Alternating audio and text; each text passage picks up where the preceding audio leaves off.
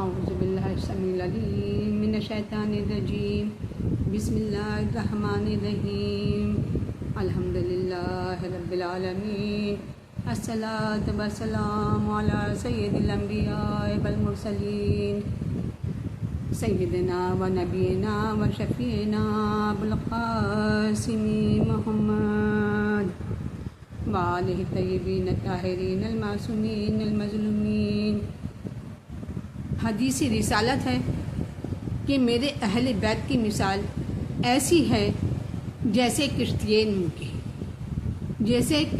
نوح کی جو اس میں سوار ہو گیا اس نے نجات پائی، اور جس نے اس سے روگردانی کی وہ غرق ہو گیا۔ جناب رسول خدا صلی اللہ علیہ وآلہ وسلم نے جناب امیر المومنین علیہ السلام سے ارشاد فرمایا کہ ہمارے اہل بیت سے 12 پیشوا ہوں گے جنہیں حق سبحانہ تعالیٰ علم و فضل عطا فرمائے گا۔ یا علی اول ان کے تم ہو اور آخر قائم آل محمد ہوں گے۔ خداوند عالم ان کو مشرق سے لے کر مغرب تک حاکم بنائے گا۔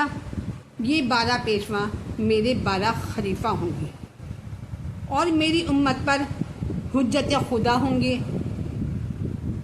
جو ان کی امامت کا مقروء ہوگا وہ مومن ہوگا، جو ان کی امامت کو مانے گا وہ مومن ہوگا، اور جو ان کی امامت کا منکر ہوگا وہ کافر ہوگا۔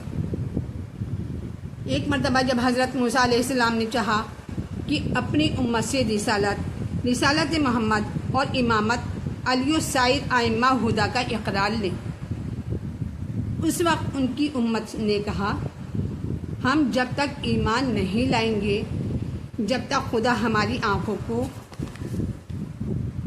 کے سامنے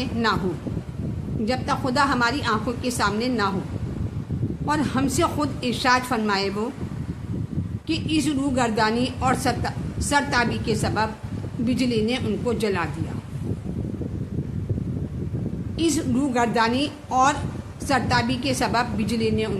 دیا۔ اور جو باقی بچے ان سے پوچھا کہ تمہارا کیا حال ہے، کیا ارادہ ہے تمہارا؟ تو انہوں نے جواب دیا کہ ہم نہیں جانتے۔ جو لوگ جل گئے ان کے جلنے کا سبب کیا تھا ہمیں نہیں معلوم، اور ان پر کیا گزری یہ بھی ہم نہیں جانتے۔ آپ دعا فرمائیے کہ وہ سب زندہ ہو جائیں اور ہم سے حال بیان کریں اپنا کہ ان کے اوپر کیا گزری۔ جناب موسیٰ نے دعا کی اور حق تعالیٰ نے ان کی وہ زندگی بخشی۔ جناب موسیٰ کی دعا قبول ہوئی، اور انہوں نے بتایا کہ ہم سب کی وفات جناب محمد مصطفیٰ اور ائمہ ہدیٰ کی نبوت و امامت کے انکار کی وجہ سے ہوئی تھی۔ جب وہ زندہ ہوئے تو انہوں نے سب کچھ بتایا، اور ہم نے جنت و عرش کرسی دوزخ اور حجاب قدرت کو دیکھا جو جل گئے تھے اور پھر دوبارہ سے زندہ ہوئے۔ انہوں نے بتایا جناب محمد والے محمد کی حکومت سے زیادہ کسی کی حکومت ہم نے نہیں پائی، اور جب ہماری روحوں کو فرشتگان عذاب دوزخ کی طرف لے چلے اس وقت ہم نے صدا سنی محمد علی علیہ السلام کی کہ اے فرشتوں ابھی ان پر عذاب نہ کرو، یہ قوم پھر ایک نیک انسان کی دعا سے زندہ ہوگی جو ہمارے توسل سے ان کی زندگی کی دعا کرے گا، اور دعائے موسیٰ علیہ السلام سے وہ لوگ زندہ ہو گئے۔ جب بنی اسرائیل نے قید فرعون سے نجات پائی اور حضرت موسیٰ علیہ السلام پر تورات نازل ہوئی تو اس میں لکھا ہوا تھا کہ عمل کسی طاعت گزار کا اس وقت تک قبول نہ ہوگا۔ مطلب اللہ تعالیٰ فرما رہا ہے کہ عمل کسی طاعت گزار کا اس وقت تک قبول نہ کروں گا جب تک وہ دوستی محمد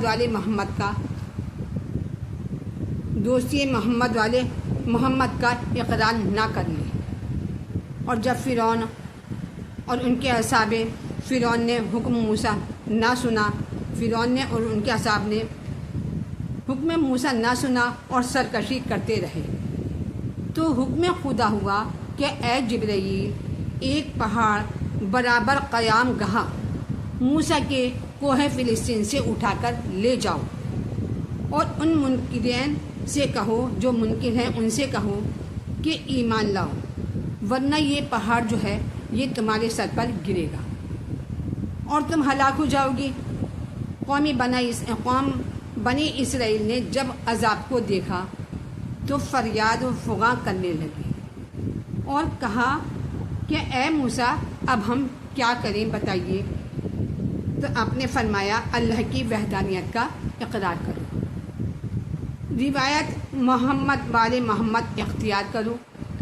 اور لوگوں نے قبول کیا تو دیکھا کہ وہ پہاڑ جو آیا تھا ان کے سر پر گرنے کے لیے، وہ دو ٹکڑے ہو کر مروارید سفید کی مانند بن کر طرف آسمان بلند ہو گیا اور جنت میں جا کے مل گیا۔ ہاں، دوسرے نبی کی امت نے فضیلت محمد والے محمد کے اقرار کے سبب نجات پائی، اور امت محمدیہ نے آل محمد پر کس قدر ظلم توڑے کہ محمد والے محمد علیہ السلام کو خداوند عالم نے تمام انبیاء اور تمام عالم پر فضیلت عطا فرمائی، اور کسی نبی کا مرتبہ ہمارے نبی سے زیادہ بلند نہیں ہے، کسی بھی نبی کا ہمارے نبی سے زیادہ نہیں ہے، اور کسی کے اہل بیت ہمارے پیغمبر کے اہل بیت سے افضل نہیں ہیں۔ یہ وہ عظیم ہستیاں ہیں جن پر خداوند فخر فرماتا ہے، اور یہ وہ ہستیاں ہیں جو حکم خدا کی پابند اور خوشنودی خدا کی طلبگار ہیں۔ یہ اللہ سے محبت کرتے ہیں اور اللہ ان سے محبت کرتا ہے۔ اللہ اس شخص کو دوست رکھتا ہے جو ان کو دوست رکھے، اور ان کو دشمن رکھتا ہے اللہ سبحانہ تعالیٰ جو ان سے دشمنی کرے اور ان کے مرتبے کا خیال نہ کرے۔ کن کا؟ اہل بیت کا، جو ان کے مرتبے کا خیال نہ کرے اور کسی نہ اہل کو، کسی بھی نہ اہل کو ان کے برابر سمجھے، کسی کو بھی اہل بیت کے برابر نہیں سمجھے، اور لوگوں کو ایسا سمجھنے کی ترغیب دے کہ ان کا علم، ان کا ایثار، ان کی شجاعت، ان کی سخاوت کا کوئی مثل نہیں ہے، ان کے برابر کوئی ہو ہی نہیں سکتا۔ ایک مرتبہ کا واقعہ ہے کہ جناب امیر علیہ السلام مسجد سے گھر تشریف لائے۔ جناب امیر کون ہے؟ یہ حضرت علی علیہ السلام مسجد نبوی سے تشریف لائے۔ جناب سیدہ زہرا کا معمول یہ تھا کہ جب بھی حضرت علی آتے تھے تو وہ پوچھا کرتی تھی کہ آج میرے بابا نے باز میں کیا فرمایا۔ تو جب ایک مرتبہ امیر مومنین علیہ السلام مسجد سے گھر تشریف لائے، جناب سیدہ طاہرہ کا معمول تھا، ان کی عادت تھی مطلب کہ جب علی مسجد سے گھر تشریف لاتے تھے تو آپ پوچھتی تھیں آج میرے بابا نے کیا فرمایا ہے۔ علی خاموش ہو گئے، روزانہ بتا دیا کرتے تھے لیکن آج علی خاموش ہو گئے۔ بی بی نے پھر پوچھا، بی بی کون ہے؟ جناب فاطمہ زہرا نے پھر پوچھا۔ آپ نے بتایا کہ آج آپ نے حضرت علی علیہ السلام نے بتایا جناب فاطمہ زہرا کو کہ آج جناب سلمان علیہ السلام کا تذکرہ تھا۔ میرے حبیب رسول خدا نے ان کی بادشاہی اور کثرت و شان و شوکت اور دولت کا ذکر کیا تھا۔ رسول خدا نے ان کی بادشاہی اور ان کے کثرت شان و شوکت اور دولت کا ذکر کیا جناب فاطمہ زہرا سے، اور فرمایا کہ سلیمان نے اپنی بیٹی کی شادی کی اپنی بیٹی کی تو اپنے داماد کو ایک تاج جواہرات سے بے بہا عطا فرمایا، ایک تاج جواہرات سے بے بہا عطا فرمایا اور بہت کچھ جہیز دیا۔ جناب سیدہ خاموش ہو گئیں۔ اس پیغمبر کی دختر تھی کن کی دختر تھیں آپ سب جانتے ہیں. اس پیغمبر کی دختر تھیں جو مرتبے میں ہر نبی سے زیادہ افضل ہیں، اور کوئی چیز اللہ نے ایسی نہیں رکھی ہے جس کی وہ خواہش کریں اور حاضر نہ ہو. اگر وہ خواہش کریں تو وہ فوراً حاضر ہو جائیں. دل میں بس سوچا ہوگا کہ شاید علی کو میرے مختصر جو جہیز ملا ہے اس کا خیال آیا ہوگا. اس میں جہیز میں کیا دیا تھا جناب فاطمہ زہرا کی؟ ایک چکی تھی، ایک جامہ تھا، ایک بوریا، ایک جا نماز پڑھنے کے لیے، ایک بستر جس میں خرمے کی چھال بھری ہوئی تھی، بستر بھی وہ تھا، ایک کاسا چوبی اور ایک نالین. یہ سب چیزیں جناب فاطمہ زہرا کے جہیز میں تھیں. اور ایک جوڑا، ایک نالین کا جوڑا، ایک مسواک، ایک چادر، ایک بکرے کی کھال جس پر دن کو اونٹ دانہ کھاتا تھا اور شب کو جب رات ہو جاتی تھی تو وہ اس کے اوپر آرام فرماتے تھے. جناب امیر المومنین علیہ السلام نے ایک شب خواب میں دیکھا کہ ان لوگوں کے خواب کوئی ایسے تو ہوتے نہیں تھے کہ خواب میں دیکھ لیا وہ خواب ایسے ہی ہو گیا، خواب بالکل سچے ہوا کرتے تھے. تو ایک مرتبہ جناب امیر المومنین علی علیہ السلام نے ایک شب میں خواب دیکھا کہ ایک قصر جنت ہے. کیا ہے؟ ایک قصر جنت ہے. آپ کا اس میں گزر ہوا، آپ وہاں گئے، دیکھا کہ اس قصر میں ایک تخت جواہر نگار پر ایک بی بی آرام فرما رہی ہیں. کہاں پر؟ ایک قصر میں ایک تخت و جواہرات، ایک تخت ہے، کس کا ہے وہ؟ جواہر کا. جواہر نگار پر ایک بی بی آرام فرما رہی ہے اور ایک دختر خوب رو طبق لیے ہوئے کا زر کا خوب رو طبق زر لیے ہوئے سرہانے کھڑی ہے. بس جناب امیر علیہ السلام قریب پہنچے، کن کی؟ ان بیوی کے قریب پہنچے تو ان معظمہ نے چادر ہٹائی اور آنکھیں کھولی تو آپ نے دیکھا یہ تو فاطمہ ہیں. آپ اٹھ کر بیٹھ گئیں فاطمہ زہرا. جناب حضرت علی امیر المومنین علیہ السلام کو دیکھ کر اٹھ کر بیٹھ گئیں اور فرمایا، یا علی، مجھے اس وقت آپ کے آنے سے بہت خوشی ہو رہی ہے، بہت خوشی ہو رہی ہے. تو آپ بیٹھ گئے. پوچھا، سیدہ یہ لڑکی کون ہے جو تمہارے سرہانے طبق زر لیے ہوئے کھڑی ہے؟ اس وقت جناب سیدہ نے چار چشم ہو کر جواب دیا، چاروں طرف دیکھ کر جواب دیا کہ یہ وہی دختر سلیمان ہیں جن کے جہیز کا ذکر میرے بابا جان نے فرمایا تھا. بس اس کو خدا تعالیٰ نے یہ خدمت سپرد کی ہے کہ یہ میرے سرہانے طبق زر لیے کھڑی رہے اور جب میں بیدار ہوں تو مجھے نثار کر دے. خدا بند عالم کی بارگاہ میں محمد والے محمد علیہ السلام کا کتنا بڑا مرتبہ ہے، کتنا مرتبہ ہے، لیکن امت نے ان کی قدر نہ کی، ان کی فضیلت کو نہ پہچانا اور بعد وفات جناب رسول خدا اور ان ہستیوں پر بے حد ظلم کیے.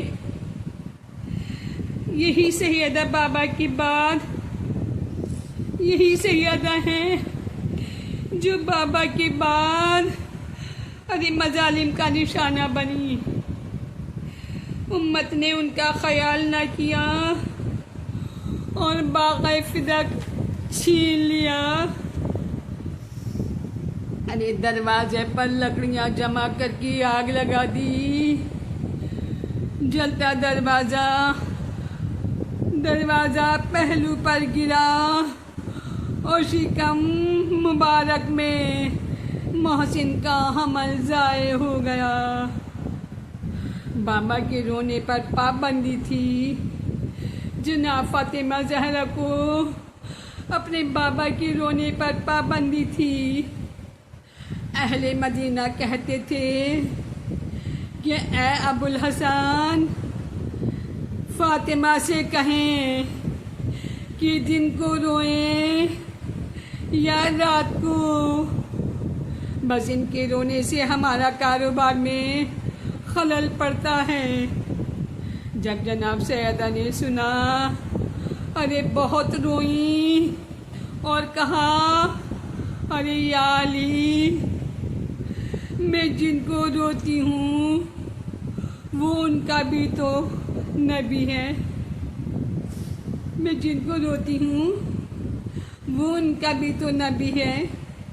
بس بی بی نے کہا، یا علی، بابا کے بعد ارے مجھ پر ایسے ظلم پڑے کہ اگر دنوں پہ پڑتے تو وہ رات ہو جاتے۔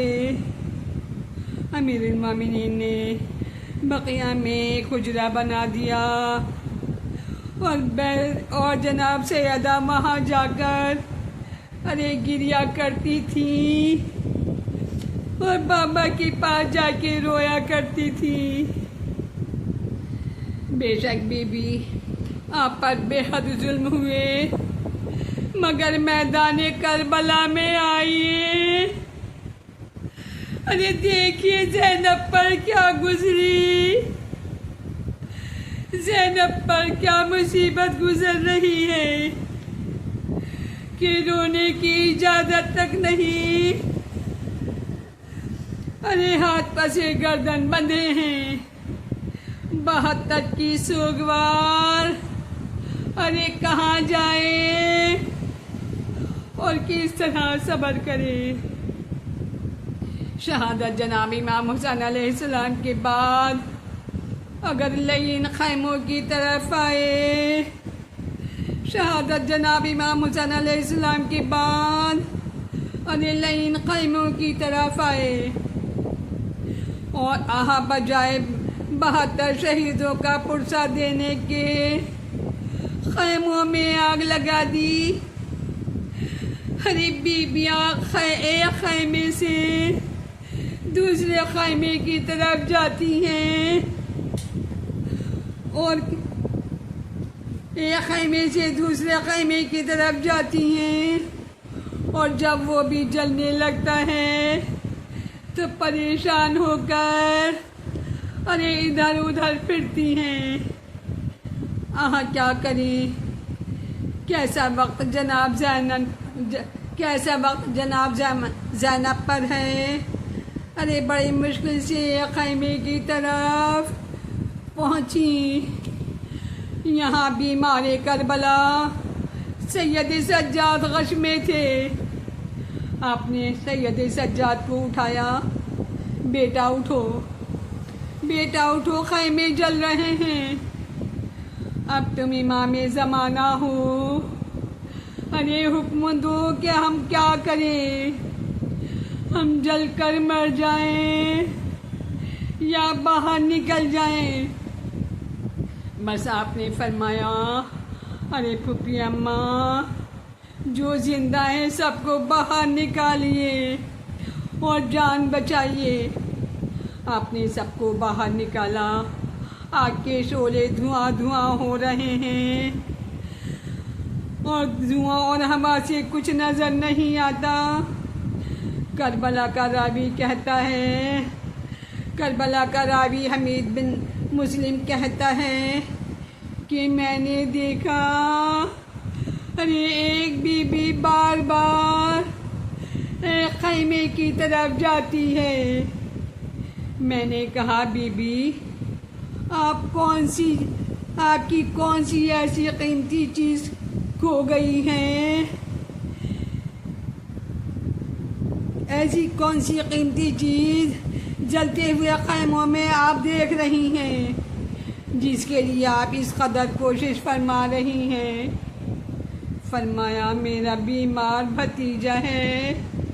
اور پھر میں نے دیکھا کہ وہ بی بی ایک لاغر بیمار کو ارے پشت پر لے کر باہر آئیں۔ خیمے جل چکے ہیں، خیمے جل چکے تھے، اشقیاء نے سب سامان لوٹ لیا، ارے سیدانیوں کے سروں سے چادریں اتاری ابھی ظلم کا خاتمہ نہیں ہوا تھا کہ ننھی سکینہ کے کانوں میں 2 گوشوارے تھے، تلوار کی نوک سے کھینچ لیے، بچی تڑپ کر رہ گئی اور کانوں سے خون جاری ہو گیا۔ شمر ملعون نے ٹماٹر سے منہ لال کر دیا تھا۔ اب اسیری کا وقت آیا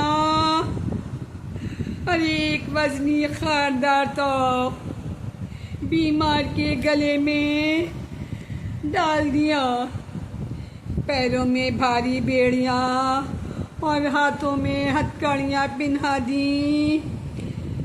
بس جس بیمار کو غش پہ غش آ رہے تھے اس کو ہاتھوں اور پیروں میں بیڑیاں پہنا دی گئیں، ہاتھوں میں ہتھکڑیاں، پیروں میں بیڑیاں پہنا دی گئیں۔ ارے اس پر ایسا ظلم کہ اب کوئی جگہ نہیں جہاں پناہ لیں، پریشان ہیں۔ 100,000 افسوس یہ رات اہل بیت رسالت نے ہر ایک جلی ہوئی قنات کے نیچے گزاری اور صبح لعین جانب کوفہ روانہ ہوئے۔ ارے بے کجاوا اونٹوں پر سیدانیاں سوار ہیں اور ہاتھ پسے گردن بندھے ہوئے ہیں۔ بیمار کربلا کے ہاتھ میں اونٹوں کی مہار، جس کو لاغر سے قدم چلنا بھی مشکل ہے، اس پر یہ ظلم اور پیروں میں کانٹے لگتے ہیں۔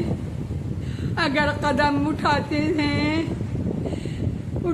قدم اٹھانے میں دیر لگتی ہے تو لعین تازیانے سے اذیت دیتے ہیں۔ ماں بہنوں کے اونٹوں کا بنا کون شتربان، ارے ماں بہنوں کے اونٹوں کا بنا کون شتربان، عابد کے سوا قافلہ سالار حسینہ۔ بس راستے میں لعین عیش و عشرت مناتے چلتے تھے اور سب کو ٹھہر کر شراب کی محفلیں جمتی تھیں اور اسیران کربلا مٹی پر بیٹھ کر رات بسر کرتے تھے۔ بھوکے پیاسے بچے تڑپ کر ماؤں سے کھانا مانگتے تھے اور جب دل میں آیا روٹیاں اور تھوڑا سا پانی دے دیا جو کسی طرح کافی نہ ہوتا تھا۔ بس ایک جگہ قافلہ ٹھہرا۔ شمر لعین مشک میں پانی بھر کر خوش سب کو پلا رہا تھا۔ جناب سکینہ پیاسے بے قرار تھیں۔ ارے کہا پھوپھی اماں، اگر اجازت ہو تو میں بھی اس لعین سے پانی طلب کر لوں، بہت پیاسی ہوں۔ ارے بی بی جانتی تھی کہ جنہوں نے علی اصغر کو 2 بوند پانی نہیں دیا وہ سکینہ کو کیا دیں گے، مگر بچی کو دیکھ کر اجازت دے دیں، کیا پتہ۔ بچی مشکیزہ کے قریب پہنچی،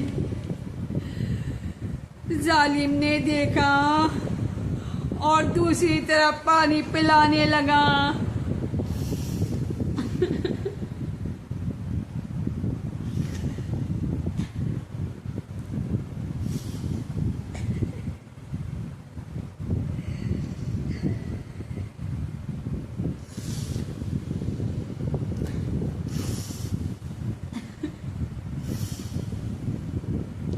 اور دوسری طرف پانی پلانے لگا۔ ارے سکینہ دوسری طرف گئی، ملعون ہنس کر ہٹ گیا۔ اب آپ ایک جگہ کھڑی ہو گئی، شاید سب کو پلا چکے گا تو مجھے بھی دے دے گا، لیکن لعنت ہو ایسے یزید پر، خدا اس سنگ دل ملعون پر۔ جب سب کو پانی پلا چکا تو سکینہ کی طرف دیکھا اور مشکیزے کا پانی زمین پر گرا دیا۔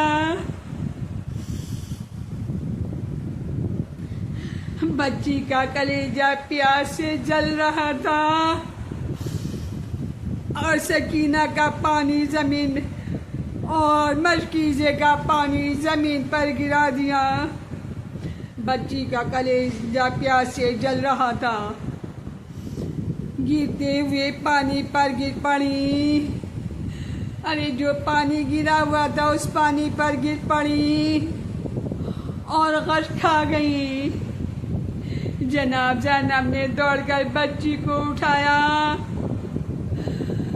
ارے بی بی ابنا عباس ہے، نالی اکبر ہے،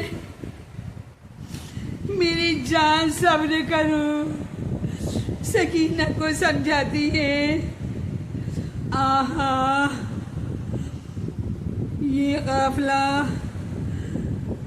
قافلہ اہل بیت کوفہ گئے اور پھر شام لائے گئے، اور شام میں ایک تنگ و تاریک قید خانے میں مقید کر دیے گئے، جس کی دیواریں بوسیدہ اور زمین ناہموار ہے، کوئی سوراخ نہیں۔ ارے جہاں سے روشنی یا ہوا کا گزر ہو۔ میں قید خانہ آپ کو لاسٹ میں دکھاؤں گی۔ ایسے ایسے ظلم اس خرابے میں برداشت کیے گئے، جن کو ان ہنسیوں کا دل جانتا تھا کہ ایک دن جناب سید سجاد نے دیکھا، ارے پھوپھی بیٹھ کر نماز پڑھ رہی ہیں۔ پوچھا، پھوپھی اماں آپ عالمہ غیر معلمہ ہیں، نماز بیٹھ کر پڑھنے کا سبب بتائیے۔ جناب زینب رونے لگی اور کہا، بیٹا سید سجاد، ارے جو کھانا یزید کی طرف سے آتا ہے وہ اس قدر کم ہوتا ہے کہ بچوں کے پیٹ بھی نہیں بھرتے۔ میں اپنے حصے کا کھانا بچوں کو کھلا دیتی ہوں۔ اب طاقت جواب دے گئی ہے اور کھڑا ہونا بھی بہت مشکل ہو گیا ہے۔ بس قید خانے میں رات دن رونے کا شغل تھا، دن رات رونے کا علاوہ کچھ نہ تھا۔ کبھی لوگ قیدیوں کو تماشا دیکھتے تھے، قیدیوں کا، کبھی ان کا تماشا دیکھنے آتے تھے۔ تو دروازہ جب کھلتا تھا تو لوگوں کا ہجوم رہتا تھا۔ جب ننھے بچوں کا کھیلنا، جب ننھے بچے بچوں کو کھیلتا دیکھتے تھے تو بڑی حسرت سے کہا کرتے تھے، ارے کبھی ہم بھی اپنے گھر میں اپنے ہمجولیوں کے ساتھ کھیلتے تھے۔ ننھی سکینہ ہر وقت ارے اپنے بابا کو اور چچا کو یاد کرتی تھی۔ کبھی کہتی تھی، پھوپھی اماں، ارے چچا عباس تو مجھے بہت پیار کرتے تھے، آخر کیا ہوا جو انہیں میری یاد نہیں آتی۔ کبھی کہتی تھی، ارے بھیا علی اکبر اس بہن کی اس مصیبت میں مدد نہیں کرتے، اور کبھی رو رو کر بابا کو یاد کرتی تھی، بابا میرے پیارے بابا، آپ نے وعدہ کیا تھا ارے سکینہ ہم تمہیں لینے آئیں گے۔ بابا قید خانے سے دل گھبراتا ہے، بابا سینے میں دم گھٹتا ہے، بابا جلد آ جائیے۔ بس درد اٹھتا تھا رہ رہے کہ سکینہ کے جگر میں درد اٹھتا تھا رہ رہ کے سکینہ کے جگر میں، کہتی تھی موئی حسرت دیدار پدر میں، سمجھاتی تھی ماں بی بی کے بابا ہیں سفر میں، سمجھاتی تھی ماں بی بی کے بابا ہیں سفر میں، وہ پوچھتی تھی سچ کہو کب آئیں گے گھر میں، کس شہر کو پیاسے لبے دریا سے سدھارے، کس شہر کو پیاسے لبے دریا سے سدھارے، اس گھر سے سدھارے کہ وہ دنیا سے سدھارے۔ بس ایک دن ایسا آیا کہ بی بی سکینہ کو چین نہ تھا، کبھی ماں کی گود میں لیٹتی، کبھی پھوپھی زانو پر لٹاتی، کبھی کہتی تھی ارے میں تمہیں کہانی سناتی ہوں۔ زینب نے کہا ارے میری جان سو جاؤ، شمر تمہاری آواز سن لے گا تو ظلم کرے گا، لیکن بچی کے درد میں افاقہ نہ ہوتا تھا، بچی کو چین نہیں ملتا تھا۔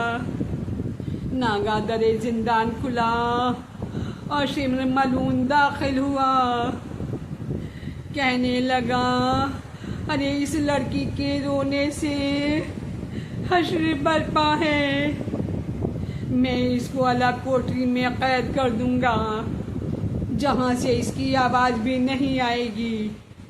بس یہ کہا اور بچی کا بازو پکڑ کر گھسیٹنے لگا۔ سکینہ سہم گئیں، جناب سید سجاد کی آغوش میں چھپ گئیں۔ بھیا میں اب نہ روں گی، میری ضمانت دے دو اسی یزید کو، اگر آپ رو گی تو اگر اب میں روں گی تو مجھے اکیلا قید کر دینا۔ امام علیہ السلام نے فرمایا ارے اے ظالم، اب یہ ایسی ڈری ہے کہ پھر نہیں روئے گی، اس پر رحم کر اور اللہ قید نہ کر۔ ملون چلا گیا، بچی ماں کی گود میں لپٹ گئی۔ اللہ اللہ، ارے کیسا ظلم ہے کہ رونا بند کر دیا، لیکن دل رو رہا ہے۔ بڑی حسرت سے کہا بابا ارے کب لینے آؤ گے؟ اماں ارے اب میں بابا کے پاس چلی جاؤں گی۔ بس رات ہو گئی، بچی کی آنکھ لگی، خواب میں دیکھا ارے دیوار زندان پر بابا کا سر نظر آیا۔ کہا بی بی ہم تمہارے لینے کو آ گئے ہیں۔ بس یہ دیکھتے ہی آنکھ کھل گئی جناب سکینہ کی، اور رو کر کہا اماں بابا آ گئے۔ اندھیرے میں کہتی ہیں ابھی بابا کا سر نظر آیا تھا۔ بس اہل حرم میں شور برپا ہوا، اور شور سے یزید کی زوجہ ہندہ بیدار ہو گئی۔ جب جناب سکینہ رو رہی تھی تو یزید کی زوجہ ہندہ کی آنکھ کھل گئی، بستر سے اٹھیں، یزید کی طرف گئیں، دیکھا ملون جاگ رہا ہے۔ کہنے لگیں میں نے بڑا پریشان خواب دیکھا ہے، میں قید خانے میں قیدیوں سے ملنے جاؤں گی۔ ظالم نے اجازت دے دی، اس یزید نے اجازت دے دی۔ شمعوں کی روشنی میں کنیزوں کے ساتھ ہندہ قید خانے کی طرف چلی۔ قفل زندان کھلا ارے شور ہوا، حاکم زوجہ آ رہی ہے۔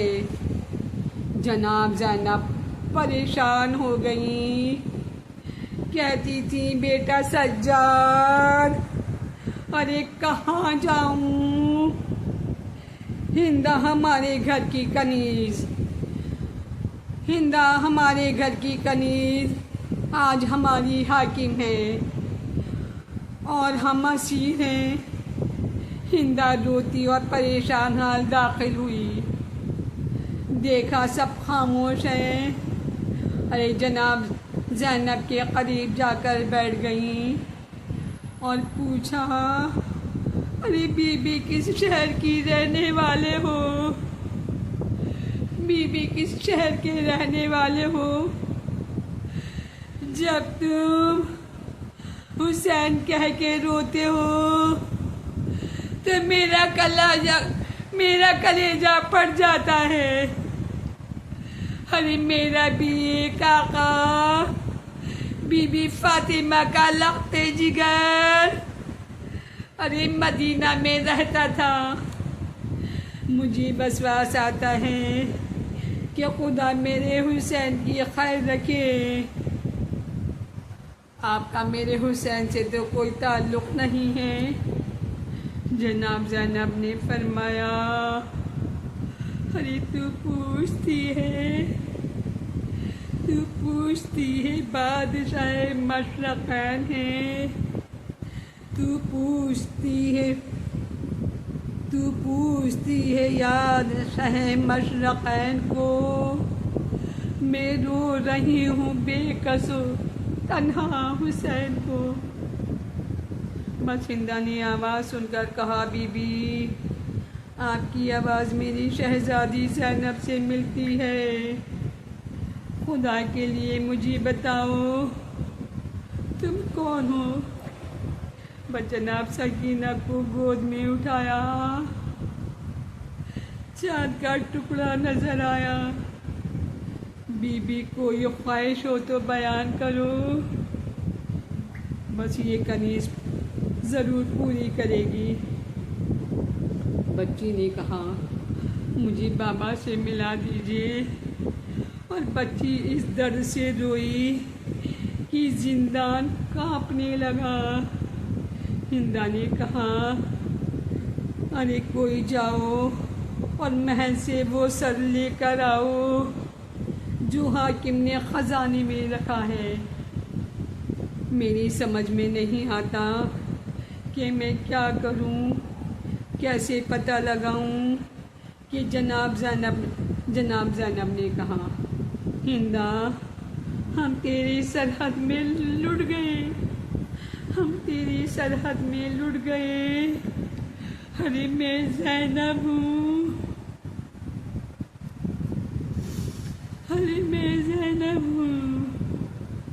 حسین کو تیرے ظالم شوہر نے شہید کر دیا، ارے ہمارا سارا کنبہ قتل ہو گیا، ہم قید ہو گئے، اب نہ عباس ہیں، نہ اکبر ہیں، نہ قاسم ہیں، ارے نہ محمد ہیں۔ ششماہا علی اصغر بھی تیرے ستم سے پیاسا شہید ہو گیا۔ بس ہندا فریاد کرنے لگی، شور ہوا اور سر امام آ گیا، سب بیبیاں تعظیم کو کھڑی ہو گئیں۔ جناب سید سجاد کی نظر سر امام پر پڑی، فرمایا، السلام علیکہ یا ابا عبداللہ۔ سیدانیاں ماتم کرنے لگیں اور ننھی سکینہ دوڑ کر سر امام کے اوپر گر پڑی، ارے میرے بابا، میرے مظلوم بابا، آپ پر کیسی مصیبت گزر گئی، ہائے بابا سے رو رو کر فریاد کرتی تھی اور اہل حرم میں شور و بکا بلند تھا۔ ناگہاں سکینہ خاموش ہو گئی۔ جناب زینب نے بچی کو باپ کے سر سے جدا کیا، لیکن کیا دیکھا، سکینہ باپ سے جا ملی۔ ہائے سکینہ کا غل بلند ہوا اور دکھیا ماں کہتی تھی، ارے میری مظلوم بیٹی، اب یہ ماں کیا کرے گی، کس کے سہارے جیے گی۔ بس ماں کی غربت کا خیال بھی نہ کیا، بڑے دکھ اٹھائے، بندے کانوں سے چھن گئے، خون بہنے لگا اور صبر کر کے رہ گئیں۔ شمر کے تماچے کھائے، پیاس کی شدت اٹھائی اور میرے منہ دیکھ کر رہ گئیں۔ بس حاکم نے سنا، جو بچی حسین کی لاڈلی ارے راتوں کو رویا کرتی تھی وہ گزر گئی۔ پیغام بھیجا، اے سید سجاد، ارے بہن کے غسل کا کفن کو جو چاہیے منگا لینا، پانی، کپڑا اور روشنی کا انتظام کرتا ہوں۔ امام نے فرمایا، ارے غریبوں کا جنازہ ہے، اٹھ جائے گا، غریبوں کا جنازہ ہے، اٹھ جائے گا۔ لوٹ کے سامان میں پھوپھی کی چادر ہے، وہی مظلومہ کا کفن ہو جائے گا، بس اس کو بھیج دینا۔ جب زندان میں غسل کو اور پانی اور روشنی آئی تو حشر برپا تھا۔ ماں کہتی تھی، سکینہ، ارے روشنی آ گئی، میری بچی تو اندھیرے میں بہت ڈرتی تھی، تو نہیں ہے تو پانی بھی آ گیا۔ جب غسل دیا گیا تو کرتا جسم سے چمٹا ہوا تھا اور زخموں میں پیوست تھا، اتر نہیں سکتا تھا۔ ننھی سی میت تیار ہوئی، بیبیاں فریاد کرتی تھیں، ارے زندہ سے باہر جانے کا حکم نہیں تھا۔ سید سجاد نے زندان میں چھوٹی سی لہر کھودی، بہن کا جنازہ ارے ہاتھوں پر اٹھایا اور آواز دی، چچا عباس، سکینہ کی میت اٹھ رہی ہے، مدد کو آئیے۔ بیبیاں حسرت سے دیکھ رہی تھی کہ امام نے فرمایا، لو بیبیاں ودا ہو اس نور عین سے، لو بیبیوں ودا ہو اس نور عین سے، ملنے چلی ہے آج سکینہ حسین سے۔ بس سب نے باری باری سکینہ کو ودا کیا۔ امام نے کہا، میری بد نصیب بہن، ارے تیری کچھ خدمت نہ کر سکا، بہن یہ بھائی بہت مجبور تھا۔ رونے کا شور بلند تھا کہ ماں تڑپ کر کہتی تھی، بیٹی کہاں جا رہی ہو، پتہ تو بتاتی جاؤ، روؤں گی تم تو ماں کو خبر ہوگی کس طرح، ابھی پہلی یہ شب لحد میں بسر ہوگی کس طرح، روؤگی تم تو ماں کو خبر ہوگی کس طرح، پہلی یہ شب لحد میں بسر ہوگی کس طرح۔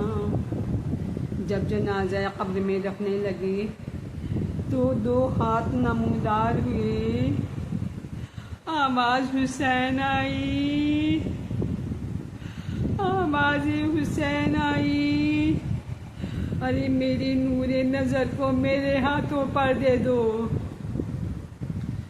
جناب سید سجاد نے کہا، ارے بابا اپنی امانت لیجئے۔ بس بابا سکینہ بہت پیاری تھی، آپ نے سکینہ کو بلا لیا اور اس فرزند کا کوئی خیال نہیں کیا۔ آواز آئی، بیٹا صبر کرو۔ امام نے قبر بند کی اور ماں نے کہا، ارے اماں چھوڑ، اماں کو چھوڑا قبر پہ رونے کے واسطے، ارے اماں کو چھوڑا قبر پہ رونے کے واسطے۔ بی بی چلی مزار میں سونے کے واسطے۔ کبھی کہتی تھیں، ارے اب زندان میں کون منہ ڈھانپ ڈھانپ کر روئے گا، بابا کا ماتم کون کرے گا۔ اے میری کم سخن، میری نادان سکینہ، اے میری کم سخن، میری نادان سکینہ، ماں تجھے پہ فدا ہے میری جان سکینہ۔ مٹی میں ملے سب میری ارمان سکینہ، ماں کو بھی ساتھ لے تیرے قربان سکینہ۔ چین آئے گا نہ دن کو نہ راتوں کو سوؤں گی، چین آئے گا دن کو نہ راتوں کو سوؤں گی، جب تک جیوں گی تیری غریبی پہ روؤں گی۔ چین آئے گا نہ دن کو نہ راتوں کو سوؤں گی، جب تک جیوں گی تیری غریبی پہ روؤں گی۔